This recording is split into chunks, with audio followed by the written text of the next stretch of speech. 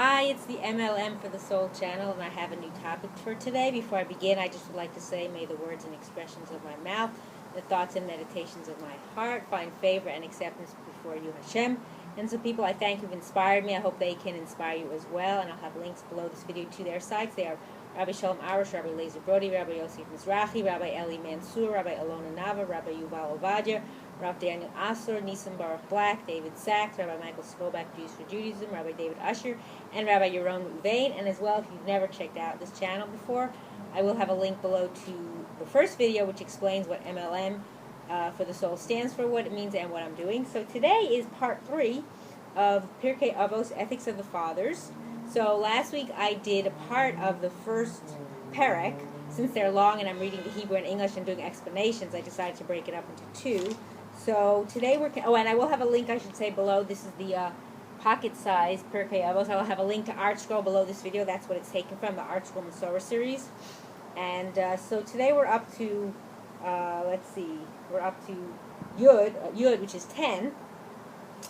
So it says, Shemai v'av talyon kibli mehem.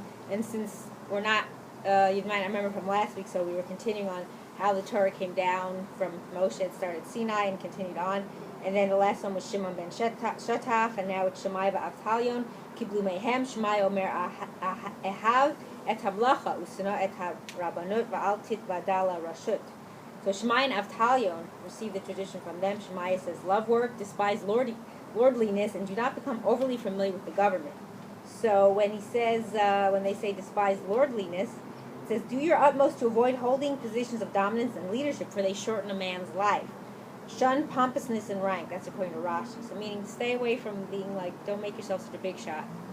Because in the end, who's the big shot? Only Hashem, right? And then it says about the government, talking about tyrannical authorities who merely exploit people for their own needs. Such association causes one to neglect religion. One cannot be a servant to two masters. Meaning, which side do you want? Okay, Yud Aleph, 11. So Avtalyon omer Chachamim hizaharu b'divreihem shema tachuvu chovat galut v'tiglu l'makom mayim haraim v'yishtu hatalmidim habayim acharechem v'yamutu v'nimsa shem shemayim mitchalel. So Avtalyon says, scholars, be cautious with your words, for you may incur the penalty of exile and be banished to a place of evil waters, which is meaning heresy. The disciples who follow you there may drink and die, and consequently the name of heaven will be desecrated. So when it says the scholars will be cautious, it's saying that the Mishnah speaks allegorically of the dangerous results of unclear teachings that lend themselves to misinterpretation. Do not express yourself in a way that can be misunderstood by students other than your own. You may be forced into exile where unworthy students may sin based on misinterpretations of your teaching. If they die as a result of their sins, Hashem's name will have been desecrated. Meaning you can cause that because if you're telling them the wrong thing, then they follow along and think it's the right thing. So you have to be really careful with that. Okay, then Yud Bet is Hillel v'Shamai kiblu mehem. Hillel omer habeit mitalmidav shel Aharon ohev shalom v'rodev shalom ohev et habriot mikarvan l'Torah. So Hillel and Shammai received traditions from them, and Hillel says, be among the disciples of Aaron, loving peace and pursuing peace, loving people and bringing them closer to the Torah. So when it talks about Aaron, it's saying that in Talmudic literature, Aaron is described as a great peacemaker who went to any ends to make peace between man and wife and between feuding Jews. And it's interesting because we know in the Torah that when Aaron passed away, the whole nation of Israel was mourning him for 30 days. Not like I think when Moshe didn't say that. That's because of who he was and what he did to bring peace. Okay, so Yud Gimel 13. Hu haya omer nigid shema avad shemei udula mosif yosef udula yalif kitala chayav udiit ish tamash bitaga chalav. I think this is Aramaic, so that's why it's a little harder for me to say it. So he used to say, he who seeks renown loses his reputation. He who does not increase his Torah learning decreases it, and he who refuses to teach Torah deserve death, and he who exploits the crown of Torah shall fade away. So when it says lose his reputation, it's selfish ambition to attain fame often results in one losing his reputation entirely. So meaning if that's your goal, then it's not gonna be a good result in the end. And when it says decrease it, it's because he eventually forgets what he has learned previously. So if you're looking for glory, then eventually it goes away from you. And then he who refuses to teach Torah deserves death. So the translation follows Rashi. By refusing to share his Torah knowledge with others, one demonstrates his selfishness and his lack of concern for Torah learning, the paramount mitzvah. So Rabbi Yonah interprets that the Mishnah refers to someone who is totally ignorant of the Torah's wisdom, since he lacks the precious teaching that is the Jew's primary distinction of what value is his life. So that's very important. And he who exploits the crown of Torah shall fade away. So what does this mean? This refers to one who abuses his Torah knowledge by using it as a common tool for selfish gains. Rashi explains that such a person forfeits reward for his Torah study in the hereafter, since he has already gained materially from it in the present. So meaning if he's doing it for his own benefit, then he's already gotten his benefit, so to speak. He's not going to gain in the next world, so he loses actually in the end. Okay, Yudalid. Very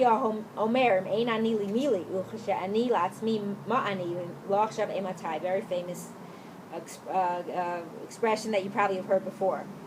He used to say, if I'm not for myself, who will be for me? And if I am for myself, what am I? And if not now, when?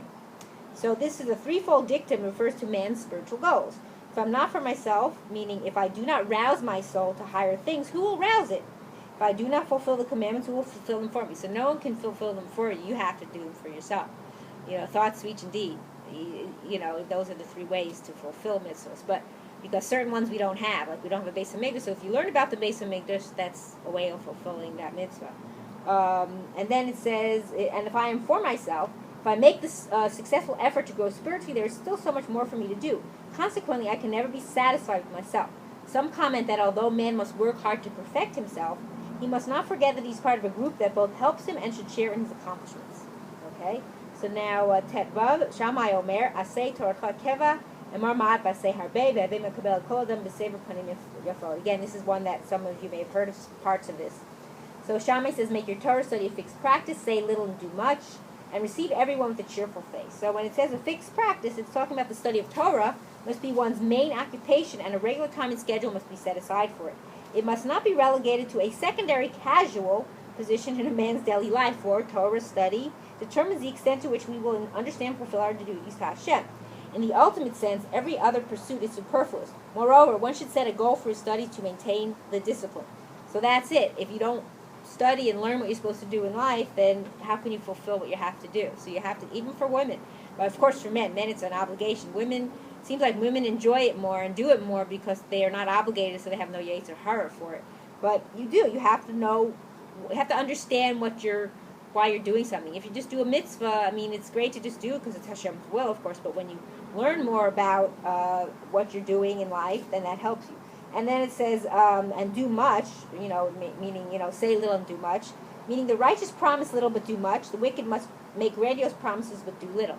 So they don't like to say much, but they do a lot more. Like maybe they don't say to someone they'll help them, but then they help them a lot more.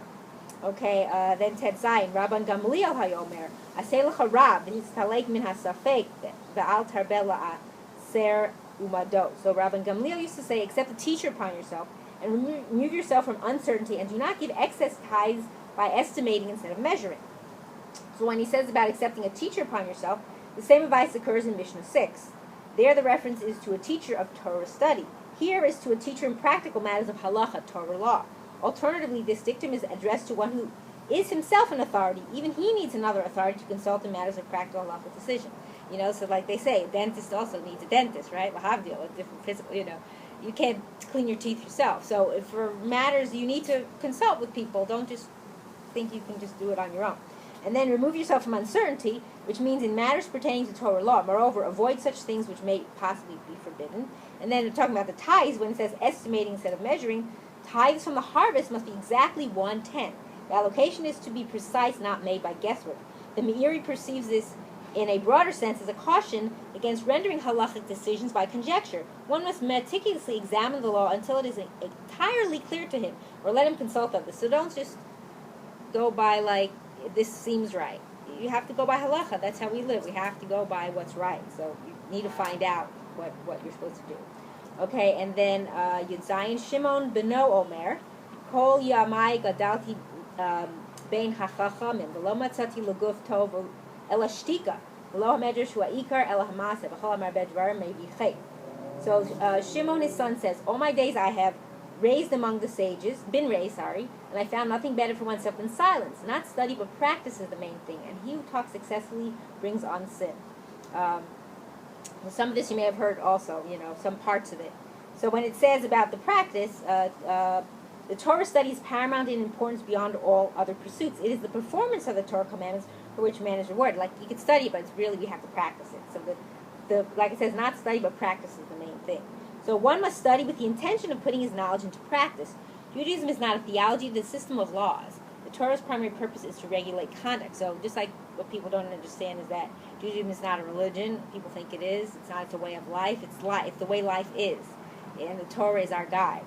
Okay? And then the final one, Yud Chet, 18. Rabban Shimon ben Gamliel Omer, Al Shlosh Dvarim Ha'olam Hayam, Al Hadin V'al Ha'emet V'al Shalom, Shneimar Emet U'Mishpat Shalom, Shivtu B'Sha'arecha. So Rabban Shimon ben Gamliel says, the world endures on three things: justice, truth, and peace, as it is said. Truth and the verdict of peace are you to adjudicate in your gates. That's from Zechariah. So when it says that the world endures, it's different from the maxim in Mishnah 2. There the sages speak of the initial act of creation and the three things for which the world was created. Here the references to the spiritual forces by which the social order is held together and civilization sustained. Now, when you're usually done with studying something, this is Mishnah, Pirkei Avot, usually there's a pasuk that you say. So I'm going to say that pasuk, even though I didn't finish it earlier. This is what we say at the end of the parak. So it's Rabbi Hananya ben Akashya Omer, Ratzah HaKadosh Baruch Hu L'Zakot Et Yisrael, Lefichach Hirba Lahem Torah Mitzvot Shenemar Hashem Chafetz L'man Tzidko Yagdil Torah V'Ya'adir. So what it means is Rabbi Hananya ben Akashya says, the Holy One, blessed is He, wished to confer merit upon Israel, therefore He gave them Torah mitzvot in abundance. As it is said, Hashem desired for the sake of Israel's righteousness, that the Torah be made great and glorious. That's from Yeshaya. So what does it mean? Rabbi Hananya took this excerpt from the last Mishnah in Tractate Makos. The Talmud teaches that the rabbi's Kaddish is recited only after the public study of Agadah. For this reason, a standard portion of the Talmud is chosen for recitation after every public study session. Although Pirkei Avos is Agadic material, the universal custom of reciting these passages is maintained. The message of this excerpt is the reason it was chosen, that Torah study and mitzvah performance are a divinely conferred privilege. So it is a privilege that we can have that. And then when it says hirba, that He gave it in abundance, that is by giving Israel the opportunity of performing so many commandments. Hashem graciously provided them with the means of acquiring abundant merit. So He gave us all these so that we can acquire more merit. And I hope and pray that we can do more mitzvahs and can acquire more merit, and enough that we will merit to all live and see the coming of Mashiach speedily in our days and the rebuilding of the final everlasting Beis HaMikdash. Amen, and thanks for watching.